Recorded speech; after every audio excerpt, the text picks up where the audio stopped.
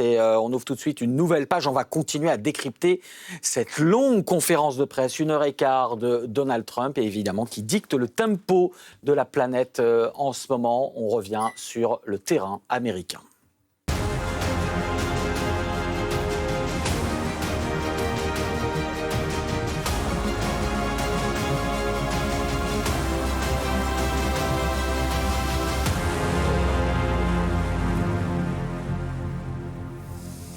Sur le terrain américain, donc de cette conférence de presse que vous avez suivie quasiment intégralement en direct sur France Info. Beaucoup de choses ce soir et donc on a évidemment un peu bouleversé nos plateaux, mais pour vous décrypter tout ce que le président américain a dit. Et il a dit beaucoup de choses, que ce soit sur les droits de douane, l'Europe, la France, le Royaume-Uni, Emmanuel Macron, et sur le Groenland évidemment. Et puis aussi on va un petit peu aborder cette question-là durant cette page-là, sur sa vision des relations internationales et du multilatéralisme. L'ONU est-elle morte? Parce qu'on n'en entend plus du tout parler. On va poser aussi la question à nos invités. On vous retrouve, Guillaume Ancel, vous êtes toujours avec nous. Vous avez décrypté cette conférence de presse dans la première heure. Vous êtes ancien officier et chroniqueur, auteur de Petites leçons sur la guerre, comment défendre la paix sans avoir peur de se battre, aux éditions Autrement. À vos côtés, Yves Doutrio, bonsoir. Conseiller d'État honoraire, ancien ambassadeur à l'OSCE. Vous avez été représentant permanent adjoint de la France à l'ONU à New York, justement. Votre dernier ouvrage, La paix par le droit, aux éditions Douin, c'est publié par l'Association pour les Nations Unies. Ah ben voilà, qui sort aujourd'hui. Eh bien, ça tombe bien. Arthur Koenigsberg, vous étiez aussi avec nous pour décrypter cette conférence de presse, fondateur du think tank d'Eurocréative, spécialiste de l'Europe centrale, auteur de L'Europe de l'Est n'existe pas, ces pays oubliés où se joue notre avenir, aux éditions Erol. Et puis Isaac Barchicha, bonsoir.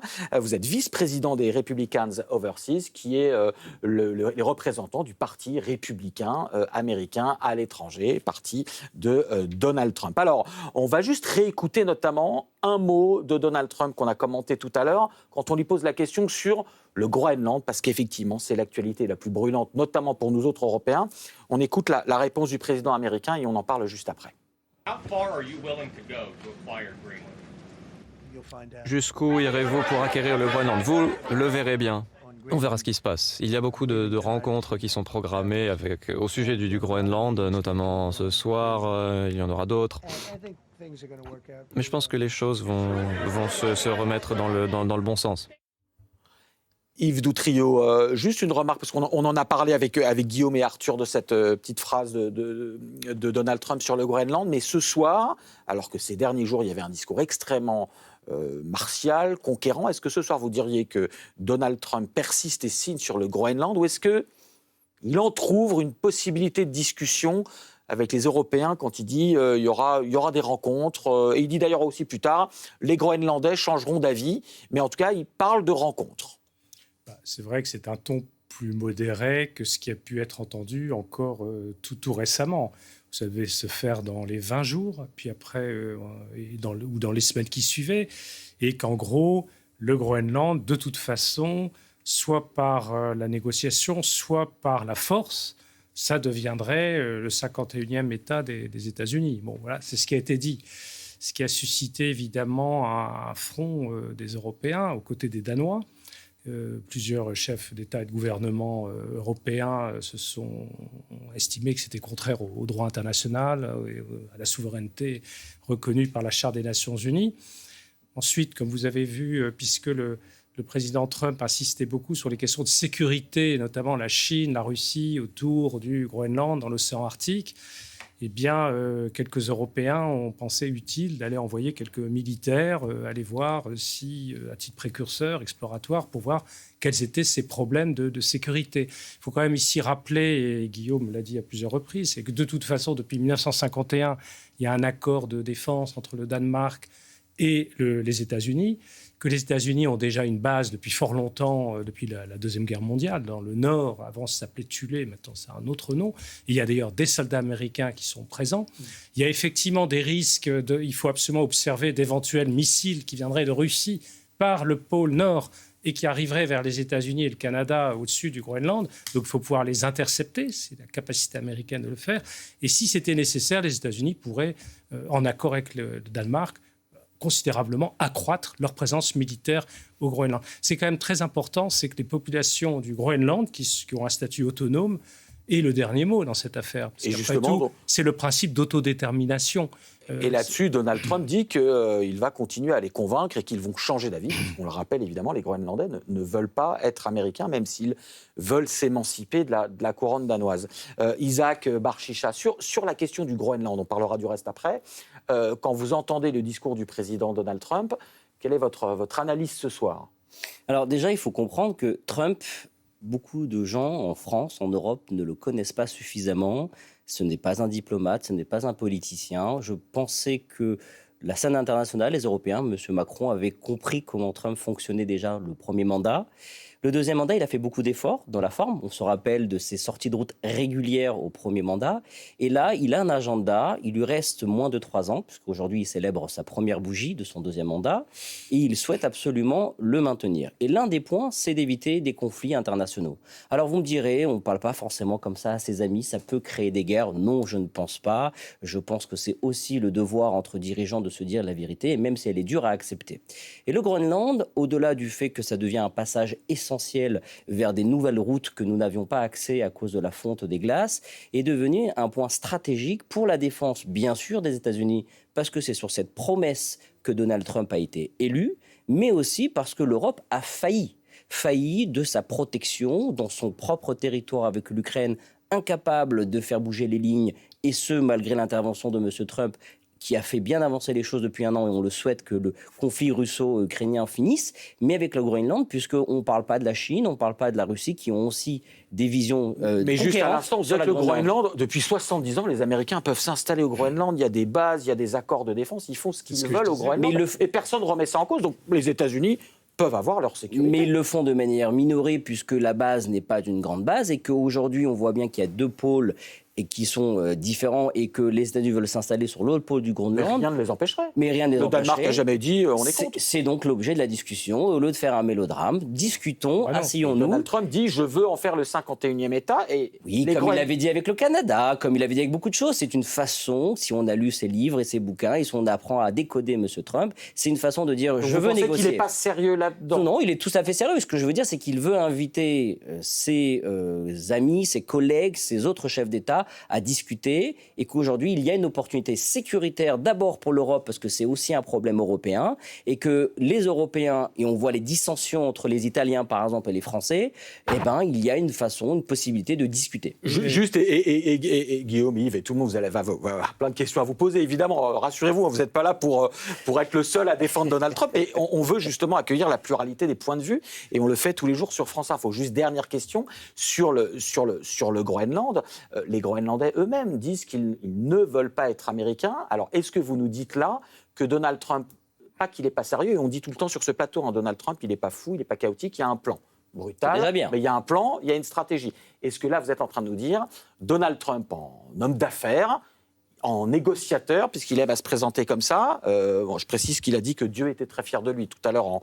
conférence de presse, donc on peut encore une fois parler de sa modestie, mais bon, en négociateur, Donald Trump dit « je maximise mon offre de départ, ou mes demandes de départ, je veux que le Groenland devienne territoire américain, et puis je sais qu'en fait, ça va négocier un petit peu à la baisse, mais j'aurais quand même fait bouger les choses. Est-ce que vous pensez, est-ce que c'est votre analyse ? Ce sont des techniques de business assez basiques qu'on apprend dans les écoles de commerce. On vise très haut pour essayer d'amener son opposant, son partenaire, son client, son fournisseur à discuter et négocier. Donc là, il nous apprend rien, à moins que tous ceux qui sont chefs d'État sont naïfs sur ce sujet. Et là, il n'y avait pas d'opposant. Mais l'opposant aujourd'hui, c'est pas le Groenland, puisque aujourd'hui, les habitants du Groenland ne sont pas pour ni contre. Mais ils sont aussi contre. Ah non, ils sont contre. Mais ils sont contre aussi l'Europe. Ils sont contre le Danemark. Ils ne veulent pas forcément. Ils sont autonomes. Là, les sondages montrent qu'ils repartent un peu dans les bras de Copenhague. Ils sont pour le statu quo. Ils sont pour le statu quo. Ils sont dans le statu quo, mais ils sont très contents. Ils ne sont pas contre ce que Trump envisage. C'est une discussion, des propositions qui vont leur permettre peut-être un développement qui ne leur a pas été proposé jusqu'à présent, peut-être une assurance militaire qui n'a pas été proposée jusqu'à présent, et ça fait partie des négociations qui peut-être sont amenées. Guillaume. Isaac, ça ne doit pas être facile de représenter le mouvement républicain aujourd'hui avec Donald Trump, mais j'essaierai de rester très correct. Moi, je n'ai pas fait d'école de commerce, j'ai fait l'école de la guerre, 4 guerres, et je suis effaré de ce que j'entends parce que concrètement, d'un point de vue militaire, le seul gagnant aujourd'hui, c'est Vladimir Poutine. Pardon, le seul qui se réjouisse de la situation, de la tension qu'a créé Donald Trump, en particulier avec les pays de l'OTAN, c'est Vladimir Poutine. On était censé avoir un retour de Vladimir Poutine sur un accord de fin de guerre en Ukraine que porte Donald Trump depuis un an, nous expliquant qu'il va régler ça en 24 heures. Et oui, c'est vrai, c'est lui qui a introduit cette discussion. Mais c'est étonnant, il n'arrive jamais à négocier avec Vladimir Poutine. Et il nous annonce ce soir, pendant sa conférence de presse, que s'il ne débouche pas sur la guerre en Ukraine, c'est à cause des Ukrainiens. Alors que les Ukrainiens ont coché toutes les cases fin décembre avec les Européens. Par contre, le fait qu'il nous emmène à 4500 km de là, c'est-à-dire exactement à l'extrême opposé de l'Ukraine, pour nous amuser avec le Groenland, dont vous-même vous reconnaissez qu'avec le traité de 1951, les États-Unis peuvent faire militairement ce qu'ils veulent à condition d'informer les Danois. Donc je ne comprends pas comment on peut nous attirer avec un miroir aux alouettes pareil, essayer de nous faire croire à un truc aussi con que ça pose un problème de sécurité militaire, alors que le seul truc qui intéresse Donald Trump, il l'a dit lui-même, c'est l'exploitation des terres rares. Pas que, mais Guillaume, si je peux me permettre, on est en Europe avant l'arrivée de Trump 2, entre 2022 et 2024, voire 20 janvier 2025. Qu'est-ce qu'a fait l'Europe pour régler le litige entre l'Ukraine et la Russie? Rien. Alors, excusez-moi, les militaires me diront c'est pas rien, ils ont tenté, ils ont fourni du matériel, ils ont formé, ils ont parlé, ils ont fait plein de réunions. Rassurez-vous, sur ce plateau, on a beaucoup parlé de la naïveté européenne, du réveil tardif européen. On ne peut pas dire qu'on n'a rien fait. Mais écoutez, concrètement... On a sanctionné les Russes, mais ça a servi à quoi? Les assécher. Mais monsieur le diplomate, ça a servi à quoi? Mais monsieur... Je veux bien qu'on me dise qu'on a tenté, initié quelque chose, mais dans la réalité des faits... avec les Américains. Dans la réalité des faits, il y a toujours des morts entre l'Ukraine et la Russie, malheureusement, et ça c'est déplorable des deux parties, qu'il y a toujours une Ukraine qui est dans une grande instabilité, et que l'Europe, je rappelle que c'est son territoire, et sa responsabilité première, a failli à la sécurité des millions d'Européens en priorité. Ça c'est la première des choses. Mais si, parce que la Russie veut dire aujourd'hui, elle envahit l'Ukraine, elle l'a fait avec le Donbass, elle le fait depuis 2022, et on n'arrive pas à les contrecarrer. Le seul. Donc finalement, Trump fait la même chose avec le Groenland? Non, pas du tout, parce que je pense encore une fois, c'est une lecture d'une stratégie, et monsieur l'a dit tout à l'heure, qu'il y a une stratégie derrière, il y a une stratégie derrière Trump. Je pense, moi, selon moi... Je ne disais pas ça pour dire non, mais stratégie de pas du tout, mais il y a une stratégie, ça a le mérite d'exister. Nous ici, et c'est notre rôle de journaliste, d'arrêter de, je le dis toujours, d'être comme un lapin dans les phares de voiture qui dit oh là là, Trump est fou, Trump est méchant, et de le prendre au sérieux, voilà. aussi brutal et disruptif. On a un Maverick, on a un Top Gun aujourd'hui qui n'a pas de stratégie, lui au moins, Trump en a une. Il a une constance. On parlait de Trump. Il a une constance. C'est qui Top Gun? Celui qui porte des belles lunettes en ce moment. Mais il a une constance. Alors, Emmanuel Macron, il a une constance, Trump, dans ses idées. Et il va jusqu'au bout de ses idées. Aujourd'hui, il essaye de parler à Poutine ce que les autres dirigeants européens ne font pas ou n'arrivent pas, ou Poutine ne veut même pas les considérer. Est-ce que nous, on est dans les conversations avec Poutine? Non. Moi, je pense que d'une manière, en envoyant ce message que tout le monde sait que l'Europe est dissociée, que toute l'Europe n'est pas unie, mais en envoyant ce message, on va pas dire d'invasion, mais d'intérêt sérieux pour le Groenland, c'est aussi une façon de dire à Poutine, attention, on a essayé ensemble plein de routes qui n'ont pas abouti jusqu'à présent. À un moment donné, il va falloir que tu fasses ton choix. Juste pour revenir sur le Groenland et continuer la discussion sur le Groenland, les Américains, on en a parlé ici même, 86% des Américains sont contre pas seulement la prise du Groenland par la force, mais même un rachat. 70% des républicains que vous représentez sont contre en disant on n'a pas besoin de cela. Eh bien, qu'il en soit ainsi. Pour l'instant, la question n'est pas de rachat, même s'il y a des propositions qui sont lancées sur la table.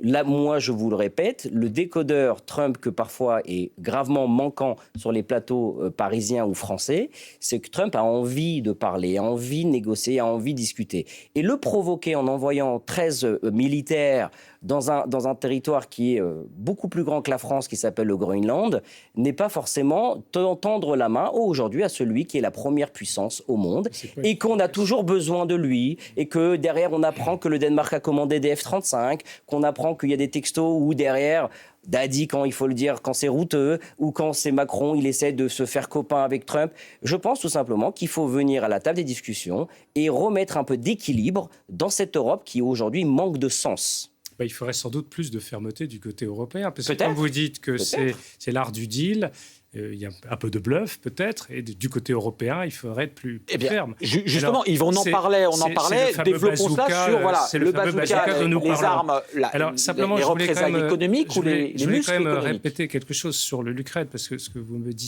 disiez tout à l'heure était quand même un peu étonnant.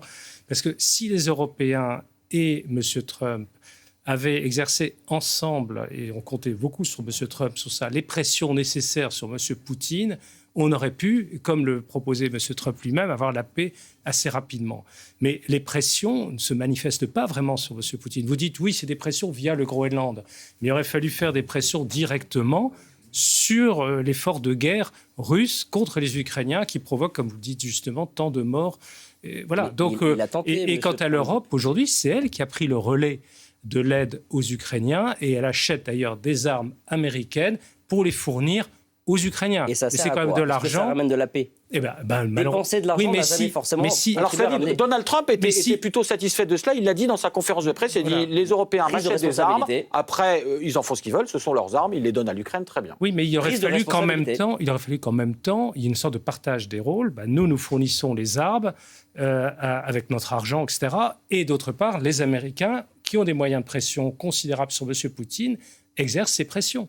Alors, ce n'est pas par le Groenland qu'on peut exercer des pressions sur Poutine. Arthur, vous qui connaissez bien l'Europe de l'Est, c'est une de vos spécialités. On l'a beaucoup dit sur ce plateau, notamment avec Guillaume ici présent. Là-dessus, c'est vrai que l'Europe s'est réveillée un petit peu tard. Qu'elle se réveille maintenant, c'est peut-être salutaire. Et que, effectivement, l'Europe va peut-être prendre en compte le fait que 500 millions d'Européens, j'inclus les Britanniques dedans, peuvent se protéger de 140 millions de Russes sans demander à 330 millions d'Américains de faire le parapluie ou le boulot. Oui, mais encore une fois, vous évoquiez le réveil des Européens, il est pour le moment incomplet. Je partage l'avis de monsieur l'ambassadeur. Les Européens ont fait beaucoup dans le soutien à l'Ukraine. Est-ce suffisant? Non. Est-ce suffisant pour tordre le bras de Vladimir Poutine et arrêter ses ambitions impérialistes, soit sur l'Ukraine, soit sur une partie de ce qu'on appelle le flanc oriental de l'Europe? Non. Pour le moment, c'est clairement insuffisant. Et ce n'est pas qu'une question de moyens. C'est aussi une question de volonté politique. La fermeture du ciel ukrainien, par exemple, ce n'est pas une question de moyens, c'est une question de volonté. C'est une question d'installer un rapport de force complet avec Moscou. Le fait de ne pas demander l'avis de la Fédération de Russie et du Kremlin pour déployer des soldats français ou européens sur le sol ukrainien, soit pour sécuriser la frontière nord de l'Ukraine avec le Bélarus, pour permettre à une partie de l'armée ukrainienne de déléguer la protection de cette frontière pour aller plutôt sur le front et faire face à l'armée russe. Ça, c'est une question de volonté politique plus que de moyens.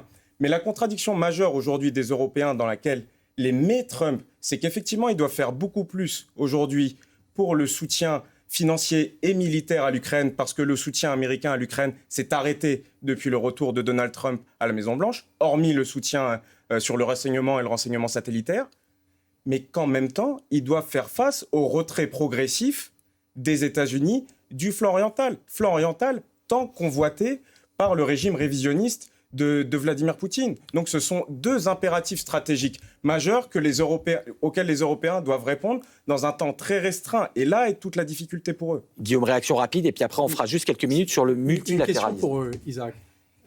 En fait, Donald Trump nous dit, moi je dois assurer la sécurité de mon continent, et donc le Groenland en fait quasiment partie, donc je veux sécuriser le Groenland. On entend le raisonnement. Les Européens disent très bien, on va envoyer immédiatement un détachement de reconnaissance de force pour montrer qu'on serait capable de sécuriser ce continent sans difficulté, sachant que le général danois qui commande le commandement arctique a dit « j'ai pas vu l'ombre d'un bateau chinois ou russe depuis 2 ans et demi ». Mais OK, on y va. Et là, Trump nous dit « mais c'est une provocation contre moi ». Mais on n'a jamais déployé de force contre lui. On a déployé de force pour sécuriser le Groenland. Donc c'est là où je ne comprends pas le raisonnement un peu compliqué probablement à suivre de Donald Trump. J'ai besoin de vos explications. Alors, si je peux me permettre, et puisque vous me challengez, Guillaume, je vais donc tenter de vous répondre. La question est assez simple. Que pensez-vous qu'on peut sécuriser avec 13 militaires? Précurseurs. Précurseurs, ça veut dire quoi? Si tout le monde sait que ce sont des militaires, que c'était symbolique. Oui, donc si on est sur la symbolique et que le hasard du calendrier fait que c'est une réponse d'apparence à des déclarations de M. Trump, forcément, vous allez le titiller là où peut-être son honneur n'est pas l'un des atouts qu'il a sur la scène internationale. Et donc, forcément, il va y répondre. Au lieu de s'attaquer, et souvent la France le fait, et malheureusement, elle ne le fait pas tout le temps contre l'Iran, le Venezuela ou autre, mais elle le fait parfois à géométrie variable sur d'autres pays. Au lieu de s'attaquer à un allié qui s'avère être un allié un peu plus costaud aujourd'hui, qui s'appelle Trump, et de s'associer à lui pour des initiatives sur la géopolitique internationale dont il a quand même eu des succès. Moi, je rappelle quand même, on l'oublie, qu'il y a encore quelques mois, on pleurait tous ici les enfants de Gaza qui mouraient. Les armes se sont tues. Non, les armes ne se sont pas tues. Ils se sont non, on a dit qu'il n'y avait plus de guerre, parce que maintenant on est sous la guerre, c'est-à-dire qu'il y a des violations tous les jours par l'armée israélienne. Non, il y a des terroristes qui font... Et que l'armée américaine, je le tiens sur ce sûr, c'est un de mes amis qui est, m'a dit on a l'ordre de ne donner aucune information sur les combats quotidiens à Gaza. Sauf que la vie continue. Il y a des pillages, il y a moins d'actualité. Le cessez-le-feu est tout le temps perturbé, mais il y a eu un effet Trump quand même. Il y a eu une violation quotidienne. Il faut reconnaître.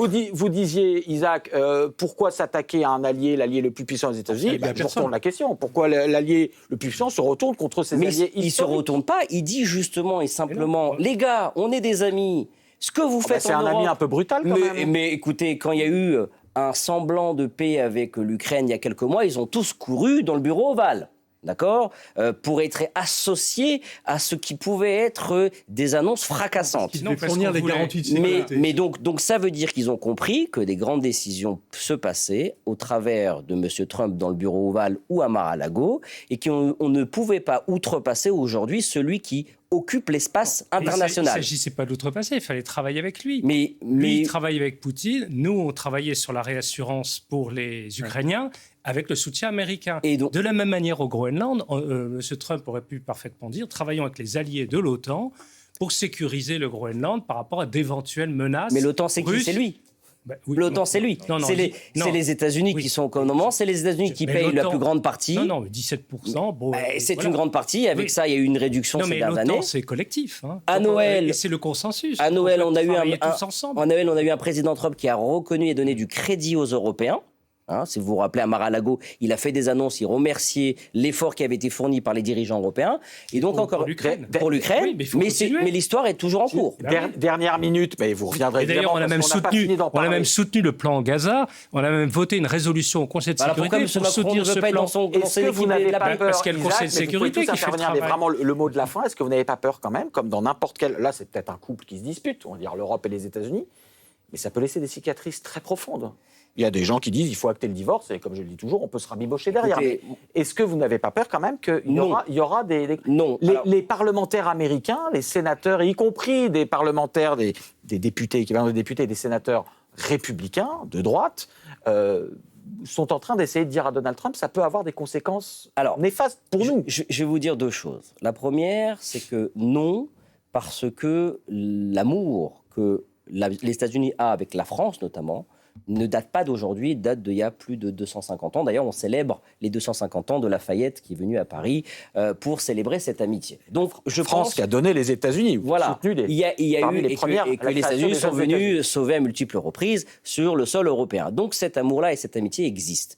Mais c'est pas parce que on ne peut pas se dire, on s'apprécie et on s'aime qu'on ne peut pas se dire les choses quand ça ne va pas. Et aujourd'hui, l'Europe est malade de sa souveraineté, de ses problèmes migratoires, de ses problèmes économiques. Des éoliennes, si vous voulez dire. C'est Trump qui l'a dit, donc je me suis demandé. Je ne suis pas un expert du sujet. Et que peut-être, moi, j'ai une autre vision, une autre lecture qui va peut-être vous surprendre. C'est peut-être qu'on devrait, l'histoire nous le dira, remercier M. Trump, d'une certaine manière, d'avoir réveillé aux Européens l'envie de se défendre, de se structurer, de mieux s'organiser. Réveiller l'Europe. On y reviendra parce que, désolé, on déborde beaucoup. Le prix Nobel du chaos. Je suis d'accord. Mais vous reviendrez évidemment pour en parler. Collectivement, l'envie de répondre à M. Trump. Tous les quatre. Vous reviendrez pour en parler tous les quatre.